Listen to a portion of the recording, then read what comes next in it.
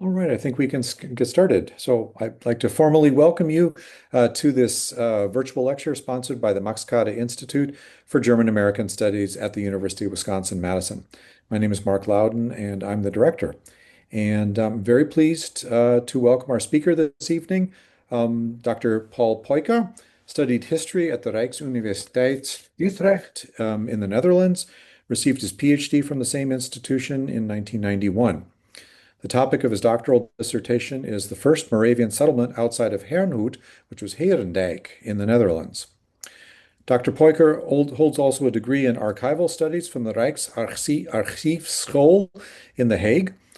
He was an archivist at the Unity Archives in Herrnhut, Germany, from 1996 to 2004. In March 2004, he became the archivist of the Moravian Church in America, Northern Province, in Bethlehem, Pennsylvania. He's the founding editor of the Journal of Moravian History and is published on a wide range of topics. His book, A Time of Sifting, Mystical Marriage and the Crisis of Moravian Piety in the 18th Century, was published by the Penn State University Press in 2015.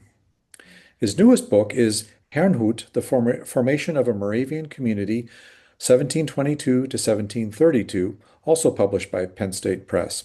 It's also available as in German translation as Herrnhut 1722 bis 1732, Entstehung und Entwicklung einer philadelphischen Gemeinschaft. Dr. Peucker is currently working on an edited volume on August Gottlieb Spangenberg, who was a bishop, early bishop of the Moravian Church, and succeeded Nicholas Zinzendorf, whose name is familiar to most folks with a background in Moravian history. Dr. Peucker is also annotating a text-critical edition of Zinzendorf's diaries from the 1720. And the topic of Dr. Peucker's presentation this evening is an unusual Moravian diary. So I'll turn the virtual microphone over to Dr. Peucker and look forward to hearing your presentation. Thank you, Mark, for the introduction. I'm especially impressed with your Dutch. And thank you, Antje, for organizing this. I'm very pleased with this invitation, and I'm happy to be here tonight with you all. I'm speaking to you from the Moravian Archives in Bethlehem, Pennsylvania. Bethlehem is the newest UNESCO World Heritage Site in the country, and we are located on the campus of Moravian University. We are not part of the university, but we collaborate closely with Moravian University through the newly organized Institute for Moravian History and World Heritage. So last year, in April, we were contacted by Antje Petty at the Max Kade Institute in Madison about a manuscript. And this particular manuscript had been in the Blickensderfer family for a long time. The question was, what exactly is it? A group of volunteers at the Max Kade Institute was working on transcribing the content, and an interesting correspondence developed. And then one of the people involved with the project, Karina Dunker-Hoffmann, she signed up for our German script course last June. And also in June of last year, this manuscript was donated to the Moravian Archives. As you can see, it's not very large. It's 7.5 by 5 inches. It's unpaginated, but it's a total of about 120 pages. It's a diary, but it's an unusual diary. With diaries, we usually assume that they were written by a person and that they have personal information, intimate information that was not to be shared with other people. That's not what this diary is about. Within Moravian record keeping, diaries are not unusual at all. Every church, every congregation kept a communal diary. From the early years in the 1700s, each congregation, each mission station kept a diary, such as the diary of the Bethlehem congregation or the Herrnhut congregation or the Lidditz congregation. Diaries, they were important to the Moravians because daily events were important. Moravians believed that God was present in their communities, and they didn't make a distinction between worship and secular activities. Everything they did was a service to God. So no matter if you were preparing dinner in the communal kitchen, or if you were working on the land, or if you were preparing a sermon, everything was considered to be a religious activity that served the community, that served God. And because God, they believed, was in charge of these communities and God was acting through his people, Moravians believed that everything needed to be recorded. Every event that was part of their activities was considered to be important enough to be included in the diary. And these diaries we can almost consider as a continuation of biblical history. The diaries were copied and shared with other Moravian communities, and they were read in other Moravian communities also as well. But this diary that we received last year is not a diary of a congregation either.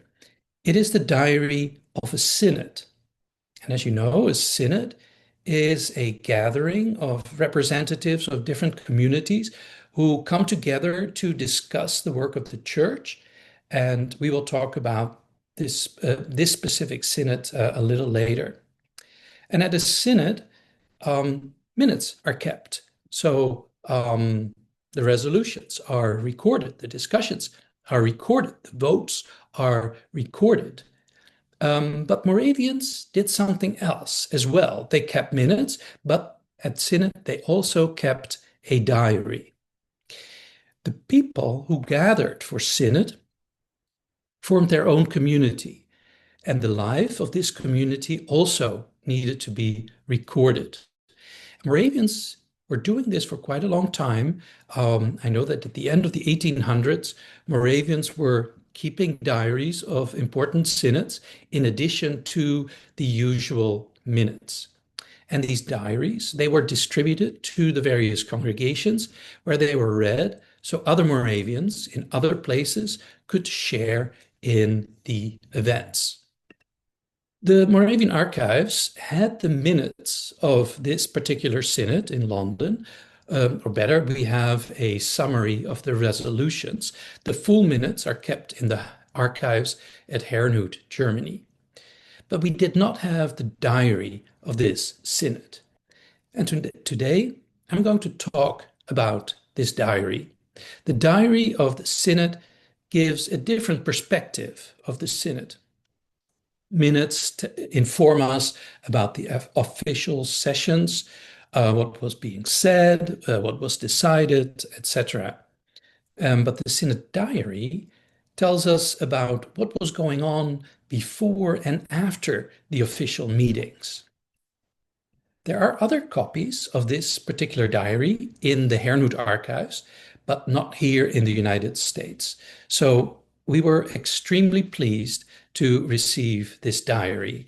And I would like to express particular thanks to donor Anne Blickensderfer for donating this manuscript to the Moravian Archives. So the diary has been in the possession of the members of the Blickensderfer family for many generations. So the assumption was that it was brought over by the first Blickensderfer to come to the country, and that was Christian Blickensderfer. And what you see here on the screen is the beginning of his memoir. It's common for Moravians to write a memoir, an autobiography, a Lebenslauf, that is read at the funeral service. And if someone has not written a memoir themselves, then the pastor or a close family member writes the memoir to be read during the service. Christian Blickensderfer died in Lidditz, Pennsylvania. So this is a document from the Lidditz congregation.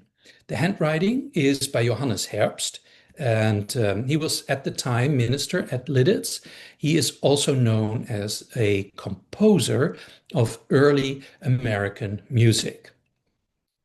And according to this Lebenslauf, Christian Blickensderfer was born on March 6th, 1724, in a Mennonite family near Mannheim in the Palatine. In 1748, he married Katharina Scherger, and in the following year, an itinerant Moravian, Brother Dorier, visited and invited and was invited into the home of the Scherger family. And people from the area, people from different denominational background, gathered when Brother Dorier gave a sermon. And this visit led to a great revival in the area. And the revival also included Christian and Katharina Blickensderfer. They moved to Pennsylvania in 1753, where they joined the Moravian congregation in Philadelphia. Soon they moved to Warwick near Lidditz, Pennsylvania. And they joined the Moravian Church in Lidditz in December of 1755. And in 1761, they built a home in Lidditz. Together, they had 9 children, so their offspring is numerous. Christian was a member of the Overseers College in Lidditz. That means that he and other men oversaw all the economic activities of the congregation. Katharina died already in 1778, and Christian lived until the year 1800. But Christian Blickensderfer was not at this particular synod where this diary was kept, and he was already in America. And so this manuscript, it did end up in the Blickensderfer family, but probably through another person in the family, a later person who somehow received this diary. So before we look at the synod that is described in our diary, let's first ask, who are the Moravians? So the Moravian Church, as we know it, started in Herrnhut, Germany. And I've mentioned Herrnhut several times. Before I started to work here in Bethlehem, Pennsylvania, I worked in Herrnhut as archivist there. And you can see here the map of Germany and a smaller map where you can see Herrnhut between the towns of Dresden and Görlitz in Saxony, or today it's Saxony. And it's close to the Polish and Czech border. Herrnhut began in 1722. Protestants from nearby Moravia, which is now part of the Czech Republic, they came and settled here and built this community. The image that we're looking at shows Herrnhut in the early 1730s. So here we see Herrnhut only 10 years after its founding. Herrnhut was a Protestant community. It didn't really want to be part of any established church. And the people in Herrnhut were open to people who considered themselves true Christians. Herrnhut was supposed to be a place where they could live together as brothers and sisters. Soon, other Moravian communities developed throughout Germany, in other parts of Europe, including England, and in the Americas. The leader of the 18th century Moravians was Count Nikolaus Ludwig von Zinzendorf.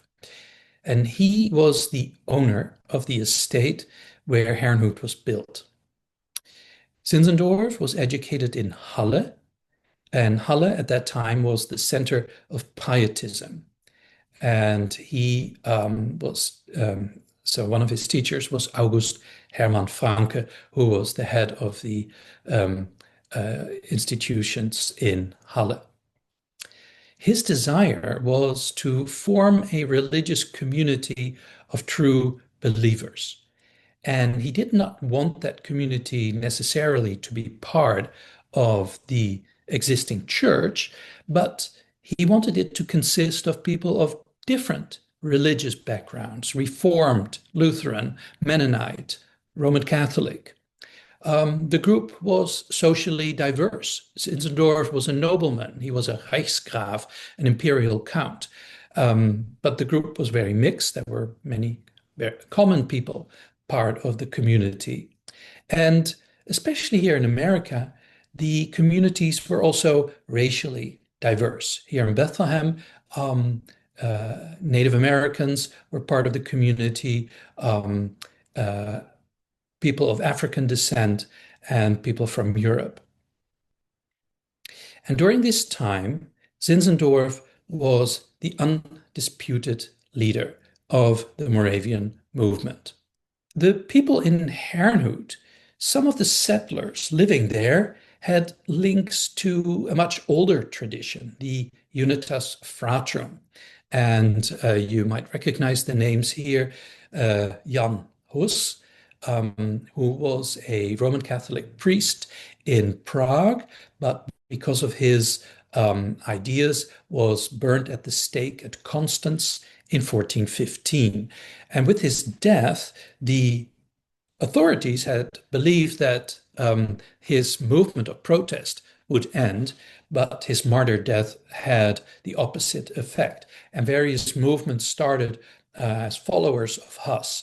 And within these, among these followers, a group started the Unitas Fratrum in the year 1457. So about 50 years before Martin Luther became active in Germany. Another name of the Unitas Fratrum that you might recognize is Jan Amos Comenius. Comenius was a bishop of the Unitas Fratrum, and he belonged to the last generation of people who lived in Bohemia and Moravia before the church was officially outlawed, and people had to either convert to Roman Catholicism or leave the country. Comenius left, and he lived in Poland for many years, and he died in the Netherlands in 1670. He's particularly known for his ideas on education, and that is how many schools are named after him. But he was a bishop of the Moravian Church and with his death, it seemed that the Moravian Church was going to end. But there was a renewal in Herrnhut in the 1720s that led to the renewed Moravian Church. So to summarize this, I would like to list a few characteristics of the Moravian Church, or Brüdergemeine, as it is called in German. First of all, it is all about a personal experience of the divine, personal faith. Moravians focused on the suffering and death of Christ as the origin of salvation. And so a lot of texts, 18th century texts that Moravians wrote are about the death and suffering of Christ. Moravians were also what we would call today ecumenical. At the time, they would say Philadelphian.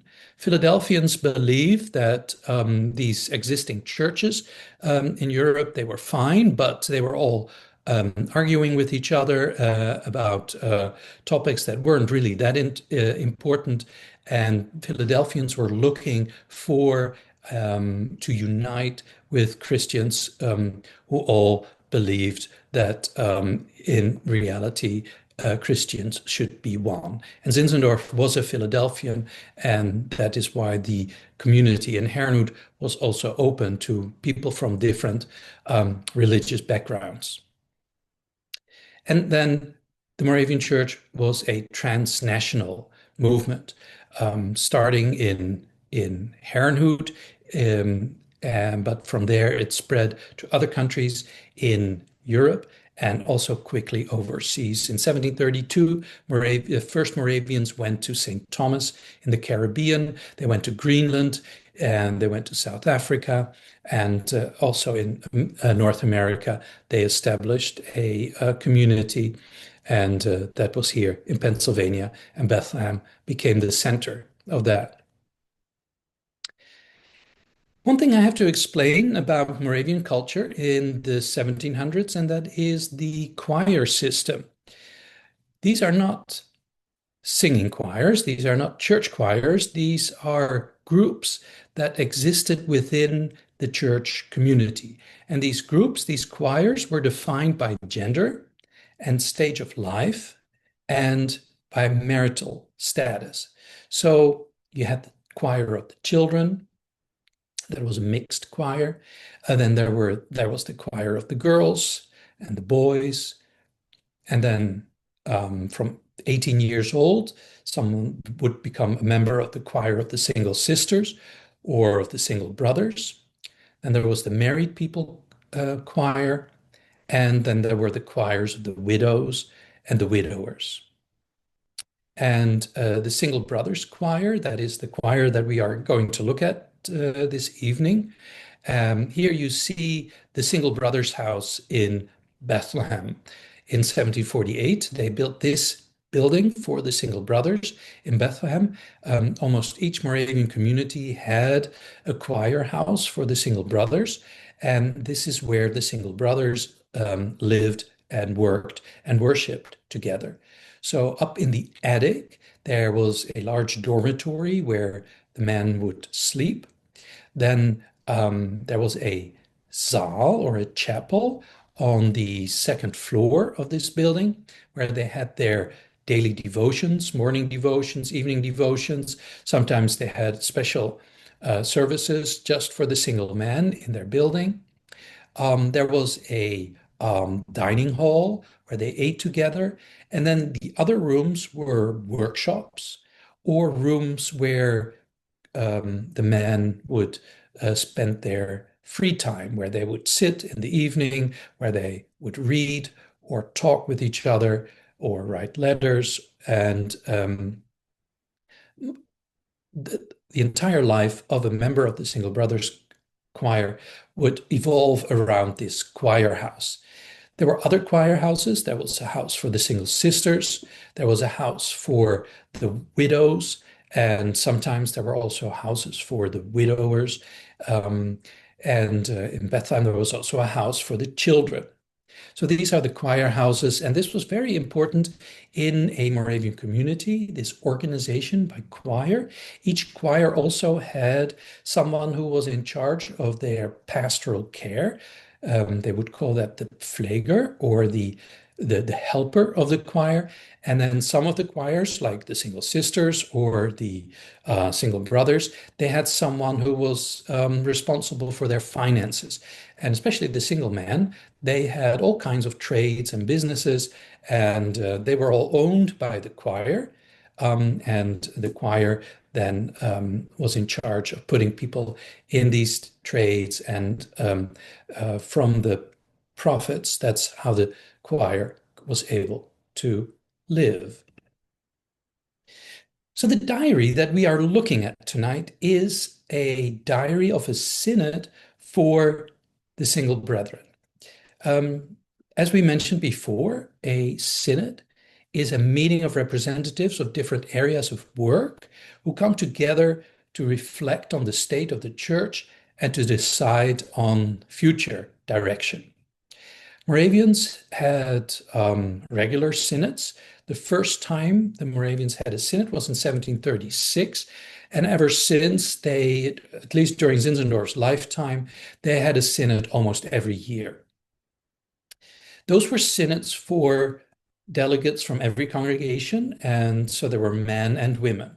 This synod was a little different. This was a synod that was only for the single brothers. This was the first synod for one particular choir in 1752 and 53, but we know that there were three synods for the single sisters in 1755, in 1756, and in 1760. And the single brothers also had a synod in 1755. The synod that we're looking at tonight is a synod that took place in England from December 19th, 1752 until January 17th of 1753. And the diary starts at Ingatestone Hall, a 16th century manor in Essex. And these buildings were used by the Moravians at the time. Ingatestone Hall was located about 30 miles northeast of London. And here you see a drawing, a Moravian drawing from the collection in Herrnhut, and a photograph of what these buildings look like today. The diary informs us on the first pages about travel. How did everyone get to Ingatestone Hall? And many of them had arrived by packet boat from the Netherlands to Harwich, England. And it notes that they made the journey across the North Sea in 18 hours. And I can assure you that is quick. I have taken the ferry several times from Rotterdam to Harwich, and the ferry today takes 8 hours. So this is twice as long, but without engines and just with a sail. So this was really quick. From Harwich, they probably were transported in carriages, and then at their arrival in Ingatestone Hall, they had a love feast. A love feast was a typical Moravian form of worship. Moravians believed that the early Christians had communion services and love feasts, and Moravians believed that they had to reinstate the love feast. Some other radical pietist groups of that period also had love feasts. Here you see an engraving from the 1750s of a children's love feast. And a love feast was a worship service. And during the worship service, people ate and drank a simple meal together. So on the left-hand side, you can see the sisters preparing a beverage, probably tea. You see they're pouring tea in the cups, and there is a tea kettle on a little tea stove. And on the right-hand side, the men are preparing the simple meal, rolls, probably rolls with something sweet in it, raisins or so. And they were distributed during the service, and you can see that two men are distributing the rolls, and the women on the left-hand side were distributing the tea. The congregation, when you look really closely, you can see they're all children. This was a love feast, especially for the children. So the single men, upon their arrival, after a long journey, they celebrated a love feast together to celebrate that they were united and that they had all come together. So the first couple of days when they were there were the days that they were settling in. A dormitory was prepared for the single men where they could sleep. And from London, a Moravian cook came over, Brother Krum, who was sent over from London to cook for the single man. They took walks around the gardens, and on the image of Ingatestone Hall, we saw that there's quite a park around the buildings. On the afternoon of December 14th, they were told that they had to write letters. They had to write letters to their choirs at home. So they wrote a letter to the Single Brothers Choir in the particular places where they came from to report their safe arrival.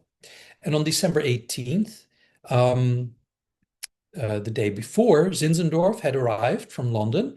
And on the 18th, he wanted that every man, every um, person who was there for synod, wrote him a letter. And in this letter, each person was to discuss the state of their heart and how they see their office. They were all people who had a position of responsibility within their respective single brothers choirs. In the evening, there was a liturgy, and then at 8 p.m., they celebrated another love feast. And here we have the entry from the diary from December 18th. And I'm reading the translation here. Every evening, we will determine one of the brethren by lot who is going to serve as priest among us during the next day. For that person, Brother Gottlob brought notes with the names of each brother written by Zinzendorf. Brother Latrobe drew the first note, and it was our dear Gottlob. So what was happening, Zinzendorf had prepared little notes, settle, with the names of the synod delegates, and for every day, someone was elected by the lot to become the priest of the following day. And when we read on in the diary, we find that that person was always chosen in the evening, and then the next day that person would start the day with morning devotions and have other devotions throughout the day. I have to say something about the lot here. The Moravians believed that their communities were under the direct oversight of Christ, and the way to consult the opinion of Christ was through the lot. So when Moravians made an important decision, they would discuss the matter, and then they would draw lots, a yea, a nay, or a blank lot. And if the lot said yes, then they would move ahead with their decision. If the lot said nay, then they knew that this was what they had come up with was not the right solution. When it was a blank lot, they could say, okay, maybe we need to discuss this a little further. Maybe we need to wait a little bit. Maybe it's too early. And that gave them some wiggle room. An important reason to have this synod at the end of 1752 was the death of Christian Renardus von Zinzendorf. Christian Renardus was the oldest son of Zinzendorf, and he had died in May of 1752. He was the chief elder of all the single brethren.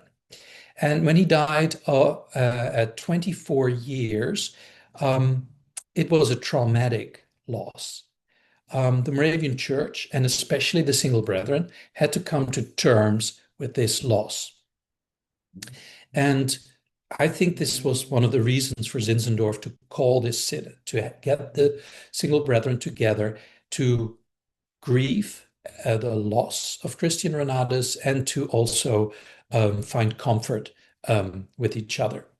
During the love feast upon arrival, Christian Renardus was remembered, and the diary calls him our dear choir angel. During synod, there was a meeting where everybody reported how the announcement of Christian Renardus's death was made in each congregation. On December 29th, two men were appointed to stand guard at Crystal's grave. He was called Crystal as a special term of endearment. And special music was composed and performed during this synod. Brother Ludwig Schlicht was the composer of special music on the death of Christian Renardus. The diary says on December 21st, we spoke again about our unforgettable Crystal. And the disciple said, the disciple is Zinzendorf. He went by the name Der Jünger, the disciple. And the disciple said, Crystal has a nice numerous choir of single brethren with him. In the Wetterau, almost 200 single brethren went to the Lamb, and in Herrnhut, 40. What he means is Crystal is dead, but around him in heaven, he has gathered almost 200 single brethren from the Wetterau. That's the area where there was a Moravian center just north of Frankfurt. And from Herrnhut, there were 40. And the diary continues, it was mentioned that there is a larger appetite among the single brethren to go home, to die, than ever before. The brethren who go into the sick room say that they are looking forward to see the Savior and Christel. So ever since the death of Christian Renatus, many men had expressed the death to be with Christel in heaven. We find in the diary that on December 19th, the first session of Synod took place. And then a few days later, on December 23rd, the second session. But on December 26th, after Christmas, the Synod went to London to continue the Synod closer to the bones of Christel, because Christel was buried in Chelsea. And it says here in the diary of December 26th, early, around 1 o'clock in the night, an express messenger came from London to Ingatstone Hall that we should come to London. We immediately got ready, and by 3 o'clock we left. We had a blessed journey together. At the 9th milestone, we split up into 4 groups. So you see, the message came in the middle of the night. The men were all woken up and then departed a little later to go to London. And the diary continues, thus we continued to Chelsea. The disciple, that's Zinzendorf, and Johannes, his son-in-law, guided us through the city and St. James Park.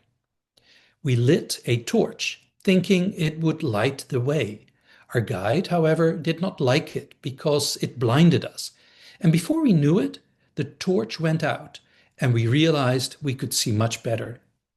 We had a joyful walk and good conversation on our way. Papa, another name for Zinzendorf, Papa guided us through King's Road behind the wall of Sharon. And Sharon is the name of the Moravian community that was under construction in Chelsea. And here we see a plan of Sharon, and the big building on the left is Lindsay House, that is still standing, and an existing manor house that the Moravians had, let's say, leased. And then around that, they wanted to build this community. Not much of these buildings were built. Only at the far back, there was a chapel that was parallel to Lindsay House. I don't know if you can see my cursor, but this is the chapel that they did build, and that is still where the Moravian Church in London gathers until this day. But this is where they were going. And the diary describes then how they went through Lindsay House. And at one point it says, we saw the rooms of the dear disciple. So they saw Zinzendorf's rooms, and among other things, the history in the staircase. And what is meant with that is, in the staircase of Lindsay Hall, there were paintings that depicted Moravian history. So we see here an image of the staircase, and those squares that you can see on the walls were places where paintings were put up. And on the left-hand side, you see a study of these paintings, and it shows different scenes from the history of the Moravians. And I'm just going to point out this one down here, that is Zinzendorf, and you see a tent here, and you see his companion Anna Nitschmann, and this is in Pennsylvania, while they were traveling and had pitched their tent on a snake's nest. But the story was nothing happened. God protected them against the snake. The diary continues, and here we see Lindsay House. Then Papa showed us all the rooms of Lindsay House, and at last he took us up on the terrace, on the roof. At night, as it was very clear, one has an inexplicably beautiful sight from here. Then we went downstairs into the upper chapel that we were able to dedicate with our synod love feast. Again, a love feast. So this synod was the first major event to take place in Lindsay Hall. We also know that Lindsay House and the surrounding buildings were still under construction. In the diary, it is mentioned on January 2nd that the workmen came back to work after having been on a break during the Christmas and New Year's holidays. Zinzendorf moved in to Lindsay House in late March of 1753, and then it was the headquarters of the Moravian Church. Here we have a list of the participants at Synod. And I want you to look at those first names that are listed here. Agnus, Crystal, the disciple, Johannes, Broderson. So Agnus is a Latin word for lamb, the lamb, that is Christ. So Christ is listed here as the first person present at Synod. The second person is Crystal, who was in heaven, but they believed that in spirit he was with them at this synod. The third person was the disciple, that was Zinzendorf, and he is then the first person who was physically present. Johannes, that was his son-in-law, and then it lists all the men. They also did some fun things, for example, sightseeing on January 8th. And it says in the diary, it was a Monday, by the way. You can see this little symbol, this little moon that was drawn here. That's the zodiac sign for the moon. And that means it was a Monday. Because the disciple was unable to come to us today, come over from London, we went to London. We had Brother Latrobe as a guide who showed us almost all of the squares and the other notable places in London. We ate lunch in Hatton Garden, and after that, Brother Latrobe took us into St. Paul's Church and to the Tower, where we saw the regalia and the armory, etc. So they did some sightseeing. Interestingly, Brother Latrobe had a son, Benjamin, and Benjamin Latrobe might be familiar to you. He became later a architect here in America. He is the famous American architect who oversaw the construction of the Capitol. And after the War of 1812, he became the architect of the Capitol, and he rebuilt the Capitol and the White House after it was destroyed during the War of 1812. Come on. They also saw royalty. So on January 11th, 1753, it says in the diary, at noon, several of us went to London to see the king, who was going to Parliament today. There was music, and there were various occasions that music was played. For example, here, shortly thereafter, our dear Benigna, who was Zinzendorf's oldest daughter, who had come with the mother, for a visit from Westminster, was serenaded for her birthday. Birthdays were important, and birthday celebrations are noted in different places in the diary. For example, here, on January 13th, in the afternoon, we had a Sabbath love feast. So it was a Saturday, they had a love feast in our conference hall, whereby we celebrated dear Anna Johanna's birthday.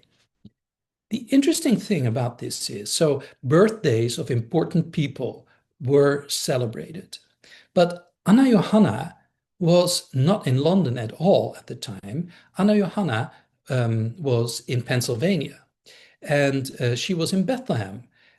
Still, her birthday was celebrated in London.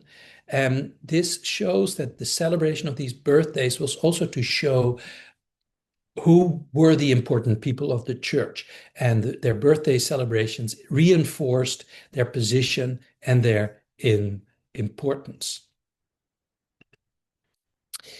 Another thing that had to be dealt with at this synod, one of the lingering issues was the memory of the sifting time. And the sifting time, and you see a cover here of a book that I wrote about that, by the end, it was a crisis of the Moravian Church at the end of the 1740s.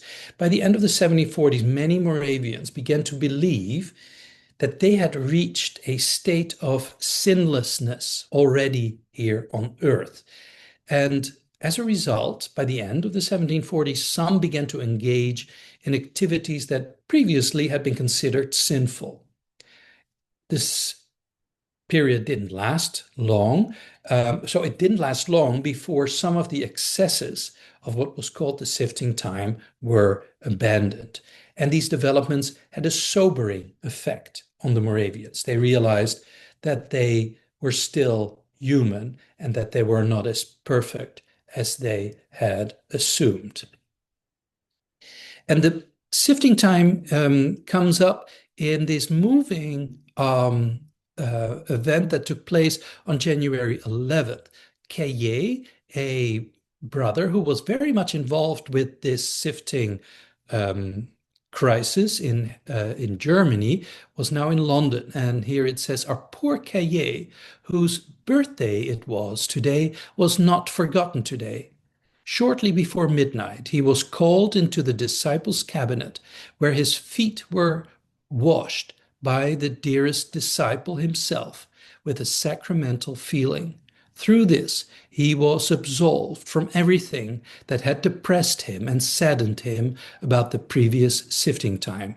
So we see that Zinzendorf washed the feet of Caillé as a public display of his sins were forgiven.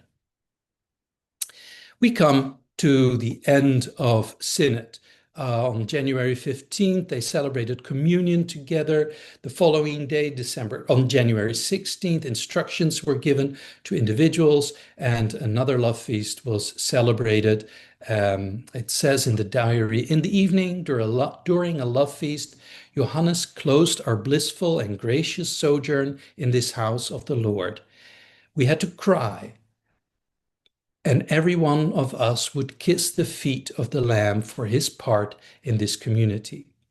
And then after a final meeting on January 17th, Zinzendorf and his son-in-law departed. On January 18th and 19th, the men returned to the places that were assigned to them, to their where they held their office, by coach, by boat, and some by foot. And these are the words that end the diary. Still sweeter was the feeling, and it writes that in English. After the reading parts of this diary, we have learned that feelings and emotions were important among Moravians. Religion was not a matter of the head, but of the heart. The message of Christ was to touch each individual in the heart, so Moravians did not hold back in expressing their emotions. The style of synod, the social manners among each other, are refined, almost court-like. Zinzendorf, the disciple or papa, plays an important role. The term disciple points at his special position, and the term papa describes how everybody treated him with awe and childlike respect. And I can see that religious leaders are usually treated with great respect, but Zinzendorf stood on a pedestal, and some of the other Moravian leaders as well.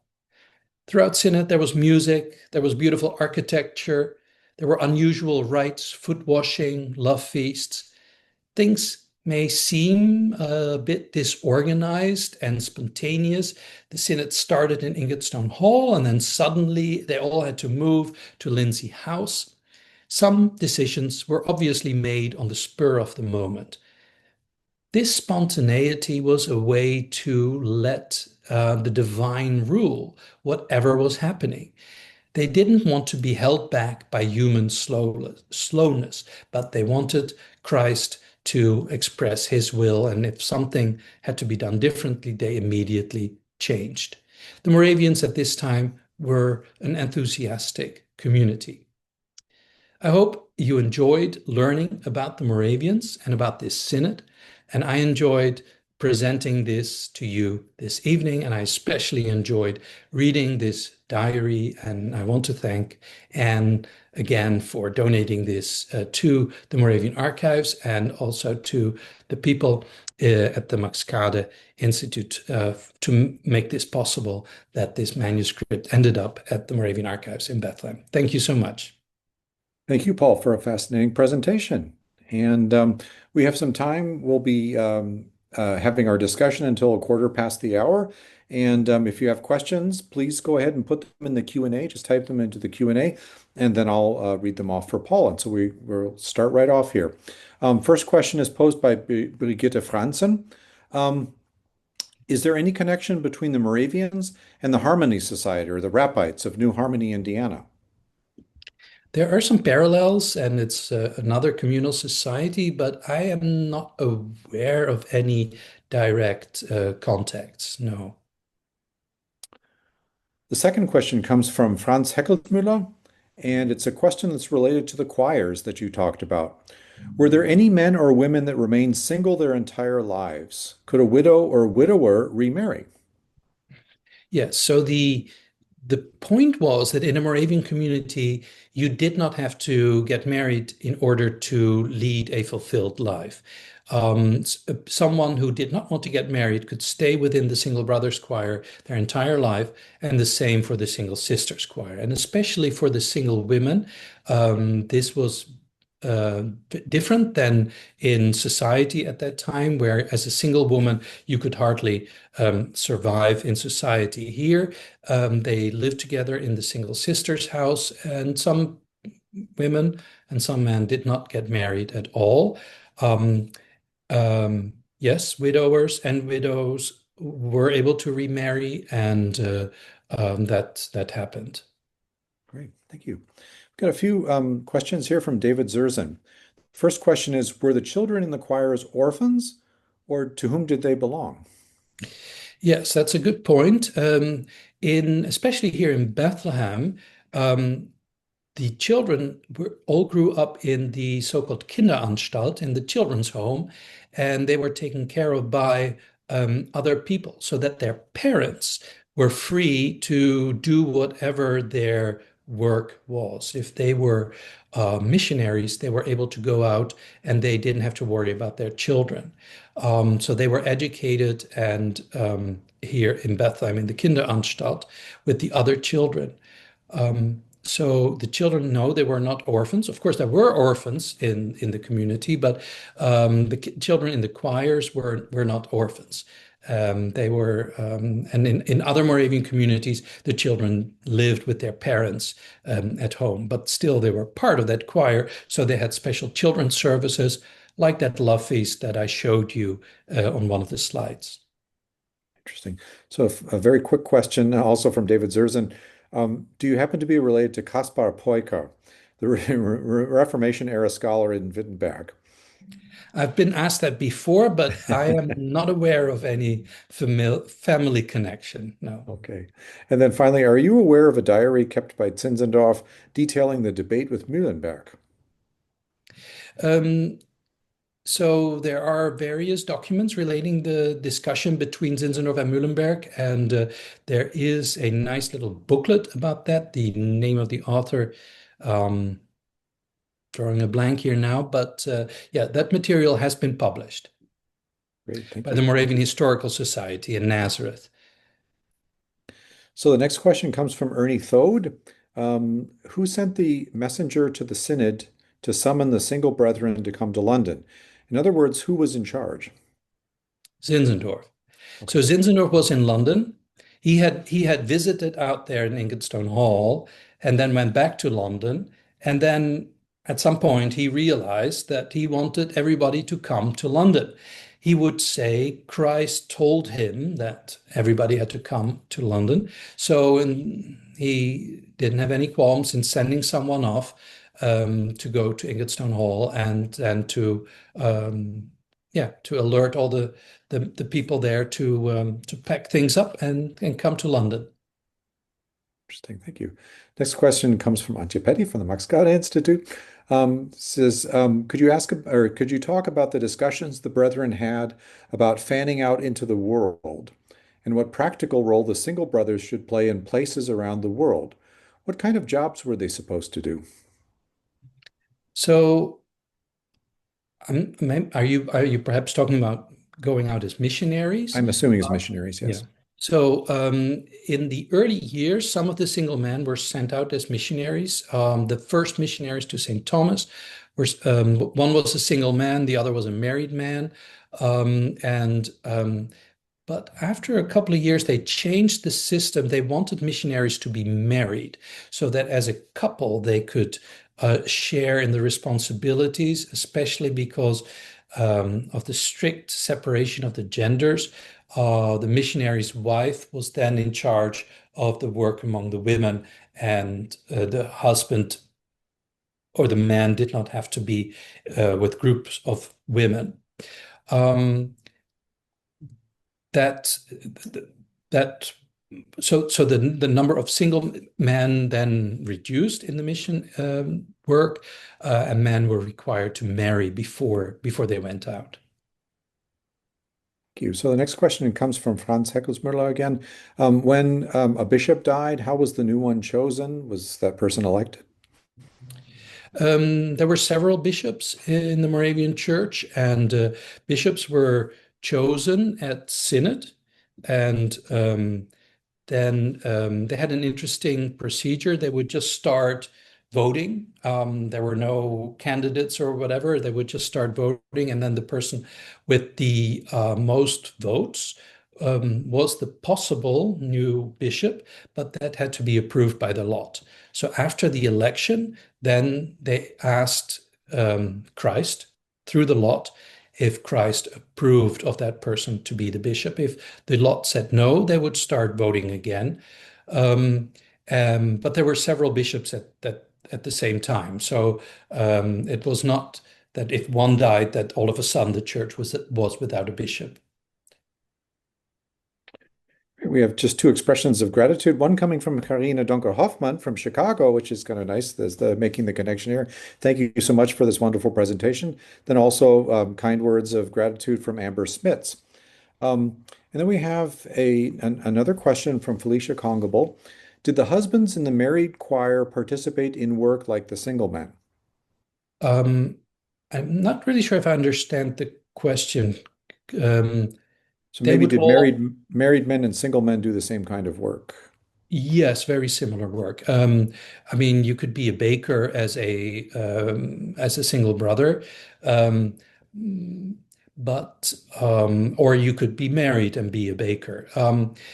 I think in general, the masters in a trade that they were the married man, and the single brethren that they were the journeyman. So they had a system similar to the Gilden in Germany in these Moravian communities.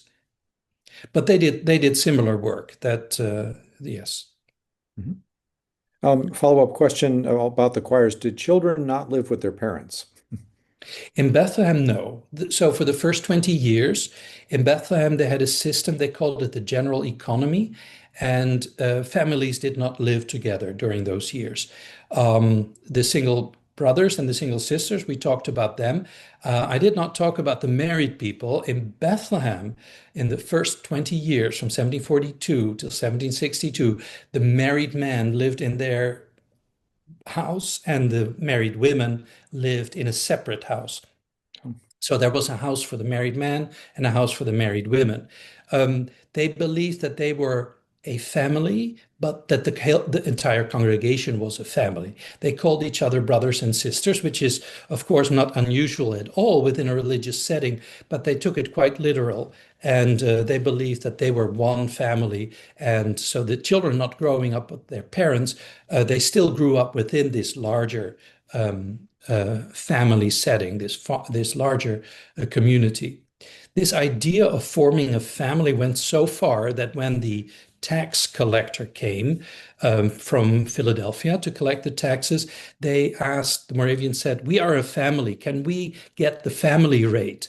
Well, the tax collector did not fall for that, and the Moravians were charged individual rates. But the Bethlehem people were not happy with that. Very interesting. A very simple question. Aside from that last line that was in English, is the diary written entirely in German? Yes. Yes, it's written in German. German was the lingua franca of the Moravians. So here in Bethlehem, Bethlehem was also a German-speaking Moravian community, the most of the records are kept in German. The reason that I'm here is when they hired me, they needed someone who was able to read the German because so many of the records here are kept in German. There are some English words sprinkled in here and there, or French words, which was quite common in the 18th century. Yes, the diary is written in German. Thank you. And then what decisions were made at the synod going forward? Yes, um, that's the interesting thing when you read when you read the diary, you don't read much about the decisions that were made at the synod. And when I was preparing for this, I paged through the resolutions, and the resolutions had to do with who was going to be sent where. So at synods, they usually mix things up. So someone who had been working in the community in Herrnhut was then sent somewhere else, and that rotated. Those decisions were made at synod. They discussed the life in the choir houses. They discussed the shortcomings of the architecture of buildings and improvements that needed to be made. They Yeah, there was a variety of things that they discussed. I didn't focus on that for this particular talk because I wanted to talk about the diary. Yeah. This is a question that I think probably goes beyond the synod to maybe the Moravian Church in North America. I'm wondering about the adoption or incorporation of the English language within the community. So maybe talking about sort of the shift from German to English. Yes. Here in Bethlehem, the shift took place on paper in 1865. We know that the diary, the communal diary of Bethlehem, changed from German to English in November of 1865. And that was a new minister came in, and I think he or maybe he had the assignment to start writing the records in English. I think long before that, the language out on the street had already changed to English. The language of worship, for a long time, German was used in worship. Worship services were held in two locations. In the large church, the worship service was in German, and the English service was in the smaller chapel. At some point at the end of the 1800s, that switched around, and German became the smaller group, and they abandoned German in 1918 at the end of the First World War, like in many places in America, and the Moravians were trying hard not to look like Germans anymore. I'm actually going to add my own follow-up here. I have a special interest in the history of the Pennsylvania Dutch language, and I've read some conflicting things that say that by and large, the Moravian Church or Moravians tended to prefer Standard German over Pennsylvania Dutch. On the other hand, I've read about there are some like two famous Pennsylvania Dutch writers who grew up actually had connections with Lidditz, and so they grew up in that community. Can you say is there archival material about that maybe even suggests the use of Pennsylvania Dutch as kind of a vernacular language among Moravians? I have the feeling that it was pretty much Standard German that was spoken in the Moravian communities. And this is also something that we see in the Moravian communities in Germany. They spoke High German in the Moravian communities, whereas the community around the Moravian towns spoke the local dialect. That caused some friction because people in the area around the Moravian communities thought Moravians were snobbish and thought they were a little better than, but because they didn't speak the dialect. But you also have to understand the background of these people. These were all people that came from everywhere and were put in these Moravian communities. So yes, the language that they spoke was a standard form of German, and they kept that. I guess an individual here or there might have spoken Pennsylvania German, but I have not found anything in the archives relating to Pennsylvania German. But then again, the archives are the records of the official records of the church, the administration, and not so much the personal records of individuals. Mhm. Could you say something about Herrnhuter activity in Suriname? Yeah, so in Suriname, that was a Dutch colony at the time. Moravians went there in 1735 and started a mission there. The Moravian Church in Suriname became the largest Protestant church in the country. And so the Roman Catholic Church, the Roman Catholic mission surpassed the Moravian missions at the end of the 19th century, but the Moravians are still the largest Protestant church and is still very active in Suriname. I visited there last year or exactly a year ago, and it's fascinating to see what the church does there. About 80% of medical care in the interior of the country is run by the Moravian Church. So the Moravian Church has all these little plains and small hospitals throughout the interior of the country, which is basically all jungle. Fascinating. Here's an interesting question from Michael Haas. Could you speak to the influence of Johann Heckewelder on James Fenimore Cooper's character, Natty Bumppo, being raised by Moravian missionaries? Yes, I'm sorry, I cannot give you the details. I know that that Cooper based his story using Heckewelder's account. John Heckewelder was a Moravian missionary who served among the Native Americans for many years and wrote down his experiences, and they were published. And Heckewelder was well known at his during his lifetime. Here's a question from Margaret DeLacy. Sir Hunt Sloane sold his property in Chelsea to the Moravians and mentioned them in his will. Do you have evidence of a personal relationship between Sloane and the Moravians or Zinzendorf? Did he ever express an interest in their religious beliefs? Yes, so the name Sloan, indeed, that's connected with the property in Chelsea. But yeah, I'm sorry, I cannot. I have not read up on that. You find his name in the Moravian records, but I don't know exactly what the relationship was and how Sloan viewed the Moravians. So you'd made reference to the multi-ethnic makeup of Moravians in Pennsylvania, including indigenous people and African Americans. Was there any relationship between Moravians to slavery, like on the abolition side, or did they take a stand on slavery? Where did things fall out? Yes, the story with slavery is not the story that we might hope it was. So Moravians were confronted with slavery, but refused to speak out against the institution of slavery.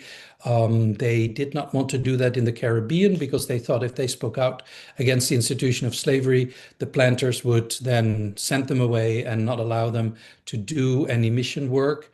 Moravians believed that the freedom of the soul was more important than physical freedom, something that is really hard for us to understand today. But then, of course, there were abolitionists in Pennsylvania, and Moravians from early years on were confronted with these ideas, and they did not take a stand. And there were slaves, enslaved people here in Bethlehem. They were mostly given to the community, so they were not purchased by the Moravians. We know only of two examples where the Moravians in Bethlehem purchased slaves. But then Moravians didn't set them free either, because they said it doesn't matter if you're what your legal status is, as long as you are, as long as you believe in your heart in Christ, then your soul is free. And um, so Moravians did not set their slaves free until 1780, when it was required in Pennsylvania that everybody registered their slaves. And if you didn't do that, then they would automatically become free. And Moravians did not register their slaves, although a few private Moravians, individual Moravians, did register their slaves in 1780. So the story with slavery is not the story at all that we would like to see. And there are other religious groups that were much more willing to take a stand here. Interesting. There's a question from Carolina Maya. Was there anything in this diary that surprised you or caught your special interest? Oh, there were many things, yes. And For example, this birthday celebration of Anna Johanna, who was not here at all. And I had to double check because you just read it and it says, okay, we celebrated Anna Johanna's birthday. And I thought, oh, who is Anna Johanna? Is it the Anna Johanna I think it is? And I double checked. No, she was in Pennsylvania at the time. And it just confirmed this whole idea of celebrating birthdays of important people, even if they're not there. By the way, George Whitefield and John Wesley, they wrote against these birthday celebrations that the Moravians did. They found that utterly unchristian to celebrate someone's birthday, and especially the way then the Moravians celebrated that. That was extravagant. They did not like that. Interesting. We have a few more comments of just from Ulrike Wiethaus, for example, thanking you for a fascinating introduction to the diary and its post-sifting significance, and also to the Institute for transcribing this important document. Um, there's You had already addressed the question of whether widowers could remarry. If they did, if widows or widowers did remarry, did they return to the married choir? Yes, they did. And um, there was also an outward sign of that. So Moravian women, they all had a ribbon that they used to fasten the cap on their head. And that ribbon was in accordance with the choir that they belonged to. So a single woman had a pink ribbon, a married woman had a light blue ribbon, and a widow had a white ribbon. But when a widow would remarry, she would then take on a light blue ribbon again. So the change of the ribbon was part of the wedding ceremony, not in the church service, but afterwards in one of the rooms to the side, the woman changed the ribbon, which was quite an important event in the whole, part of the ceremony. Interesting. Well, thank you so much, Paul. This was a fascinating presentation. Thanks to our attendees for being here and sharing your questions. I learned a lot. I was utterly fascinated and I'm curious to learn more. But thank you again so much for speaking with us and sharing about this fascinating diary. Thanks also to the Blicksdorfer family and to Karina Dunker-Hoffmann and the folks that have been working on the transcription on this. It's a wonderful, exciting project. And I wish everybody a nice evening.